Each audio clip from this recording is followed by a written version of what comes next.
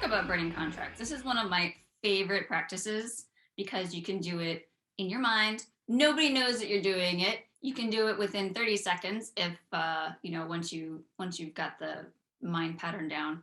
I don't know, mind pattern's the wrong word, but once you've got like the steps, ritual steps, if you will, that suit you. thank you. You can do it like really quickly, and then it really shifts things. Yeah. Immediately. You can also do it physically, right? You can actually write down the contract, and then you can light a match and burn some paper. Make sure you know an appropriate place to burn things.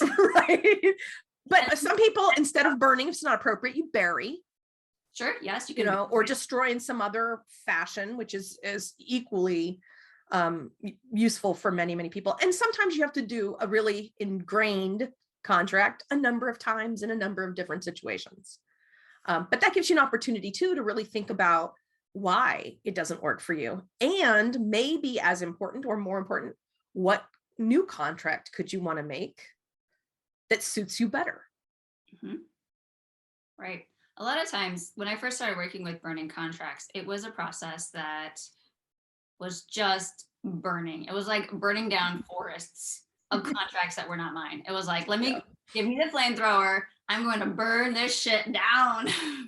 Well, it is funny. Once you start to be able to acknowledge and see that you have some unconscious contracts or even conscious, semi-conscious ones that just are not working for you, the freedom of realizing I can change my mind.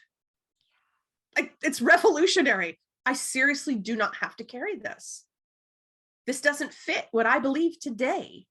So why do I keep? And sometimes it's because a prominent person in our lives said those words or whatever. So it takes a while to sort of purge and to really figure out what's yours and what probably was never yours, to be able to let it go. But the act of burning a contract, even the mental exercise of, creating your grounded space, pulling out a mental parchment, scribbling away all the things that are not working for you, and then wrapping it up and blasting it out of your safe space in a ball of fire or lightning or whatever suits you to disintegrate it in whatever way is appropriate. I think it's a wonderful ritual, and it can feel very, what's the word I'm looking for? The release has a lot of let go in it.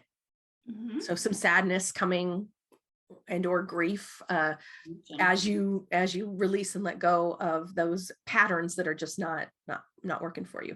That's another word too, a contract or a pattern. Sometimes people are more comfortable with that as a thought, but I really like the notion of the contract because I think it's really easy to visualize. And that helps. And in many cases, it's a contract with yourself or with the universe. And so you get to renegotiate them. Like, what a novel idea, that you are not stuck with what you believed before, mm-hmm. that you can actually reconsider. And I think it helps a lot too, if you get clear on your values and how you prioritize them. It makes it easier to determine if the contracts work for you or not. Hello, anger. Priorities. What is important to me? Let's see. The questions for anger is, what do I value? What must be protected and restored? Yeah. It's right there. I mean, anger and shame work hand in hand. Now, what we're talking about is contracts. And the thing about contracts is that we can have contracts about anything. We can have contracts about how long we think our hair should be and what that means about us. We can have contracts about our relationships and how this person treated me like this in the past, so they're always going to treat me like this. Like, that's a contract. And the thing about burning contracts is that when you burn a contract, you are, I think of it as like clearing your past history from now all the way past, gone, done. So if you are having a difficult time with somebody in your life, or maybe you don't understand why you're at loggerheads with this person, try burning contracts with them. Just burn that contract with this person. Like, put everything that doesn't feel right or everything about this relationship onto the contract with them, burn it. And then essentially you can go forward with a clean slate. The thing about contracts too is that what I found, and I'm not sure if this is true for everybody, but what I found is that my emotions and my body know what to put on the contract. It's not something that I have to do consciously. Hmm. I can just let things come out. Like I've seen things come out. I'm like, where did that come from? Why was there a building inside me? So And I think that's important to know.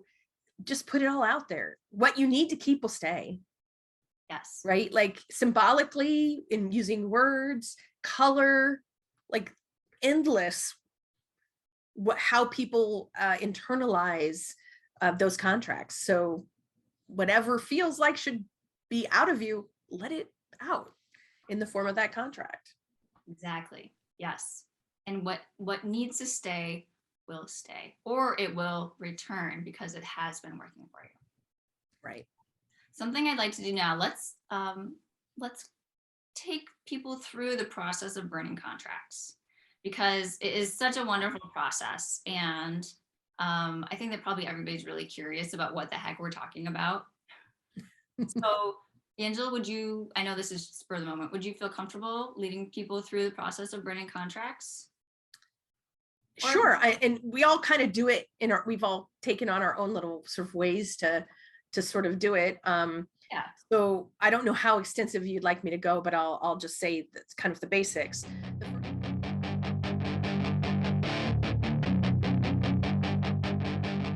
The first thing that we commonly have folks do is kind of get comfortable and take some deep breaths and do a little bit of a grounding exercise. So minimally, deep breaths if that's comfortable for if you. that's comfortable, yeah, whatever breathing helps you to settle. And we'll often do a quick visualization where either you're noticing as you're sitting and you're doing your breathing that you have, either a tail or trees that come down where your feet ground into the earth, and you can imagine that they are going through the dirt and the rocks and water to the center of the earth and wrapping so that there's a grounded sense and feeling. And again, there's a lot of ways to do a sort of a quick grounding activity.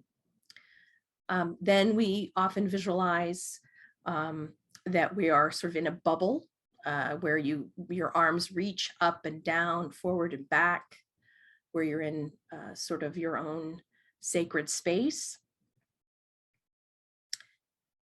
Often then you take a few moments there to, again, have a few comfortable breaths where you visualize that you have a boundary at those edges. And many folks like that to be very bright.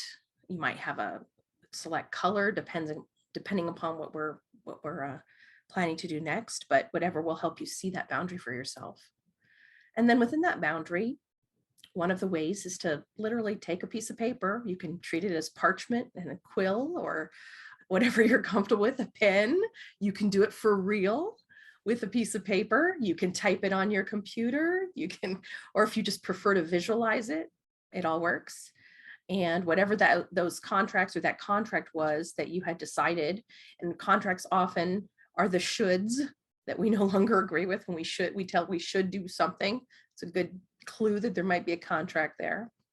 And you write down that contract that doesn't work for you anymore, as many of the concepts around it, feelings, colors, any behaviors that you do that are associated with that contract. You put it all on that space, that paper, if you will.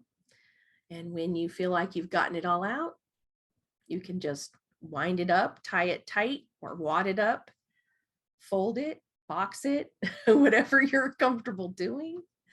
And then ideally you push it out of your boundary and see it disintegrate in whatever way feels like a finish for you. A large explosion at a safe distance, of course. It could be lightning bolt strikes it, it could just poof out of existence.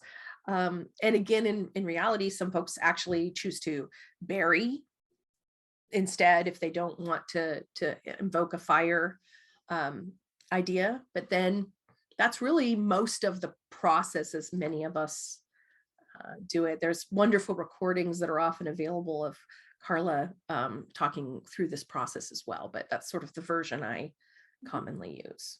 A quick one. Yeah. And then at the end, once you've tossed it out of your boundary, redefine your boundary. Feel into your boundary. Right. Feel how it feels to have all that extra space in your body, in your boundary.